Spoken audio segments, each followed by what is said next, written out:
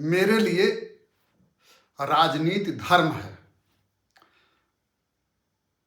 मेरे हिसाब से राजनीति सिर्फ विज्ञान नहीं है, सिर्फ कला नहीं है, सिर्फ शास्त्र नहीं है।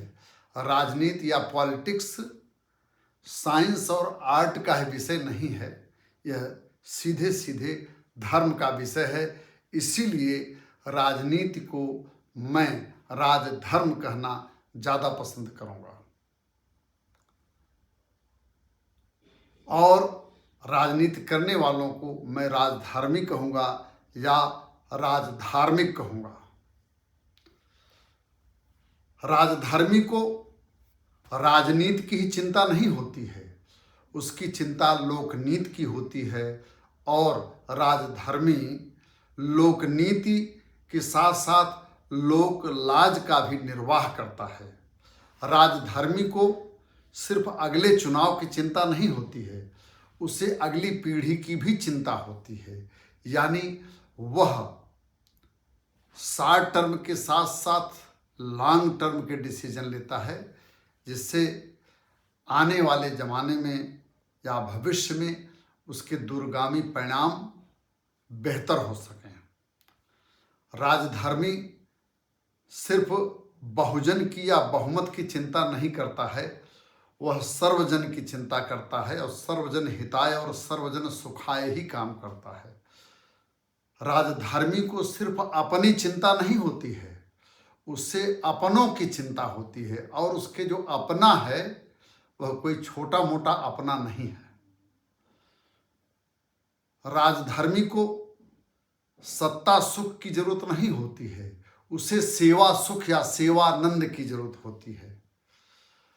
हालांकि सेवा धर्म बहुत गहन है और योगियों तक के लिए वह अगम अगोचर है, लेकिन उसे असली सुख सेवा में ही मिलता है। राजधर्मी को सिर्फ शासन की चिंता नहीं होती है, बल्कि सुशासन की, गुड गवर्नेंस की चिंता होती है।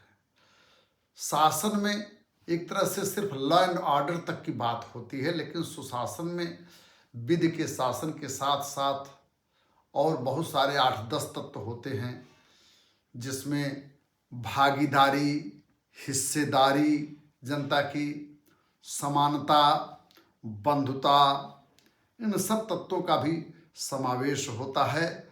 और उत्तरदायी शासन होता है, संवेदनशील शासन होता है। शासन में ये सब जब तत्व शामिल हो जाते हैं तब वह सुशासन होता है। राजधर्मी पद पर बैठने पर मद में नहीं होता है, बल्कि मदद में होता है, क्योंकि उसे पद के साथ साथ अपनी प्रतिष्ठा की भी चिंता होती है। राजधर्मी डिवाइड एंड रूल में नहीं विश्वास करता, बल्कि यूनाइट एंड स्टैंड की कोशिश करता है। वह मनोरंजन की कम, मर्म की ज़्यादा चिंता करता है। राजधर्मी फील गुड को उतना महत्व नहीं देता जितना कि वह लोगों की गुडविल में विश्वास करता है। राजधर्मी विज्ञान और धर्म दोनों को एक साथ निभाने की चिंता करता है। वह भविष्य के लिए काम करते करते वह भूत गौरव की भी चिंता करता है। और अंततोगत्वा कहिए तो वह कुटुंब की नहीं, वसुधैव कुटुंब की चिंता करता है। उसके लिए पूरा विश्व एक परिवार की तरह हो जाता है, और आगे बढ़ कर के कहें कि एक घोंसले की तरह हो जाता है, जिसे शास्त्रों में कहा गया है कि सर्वम विश्वम भवत्येक नीडम। और राजधर्मी अटकाने, लटकाने, भटकाने और उलझाने पलझाने में नहीं, बल्कि मामलों को निपटाने में और सुलझाने में अपनी पूरी कोशिश लगाता है। ऐसे ही राजनेता को हम राजधर्मी कह सकते हैं।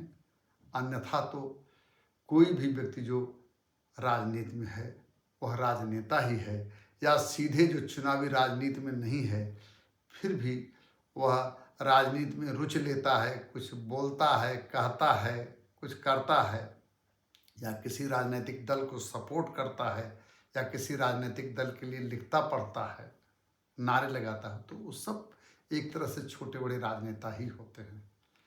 लेकिन राजधर्म बहुत ही गंभीर कॉन्सेप्ट है जिसमें 360 डिग्री का प्रयास शामिल होता है। वंदे मातरम, वंदे भारतम, वसुधैव कुटुंबकम।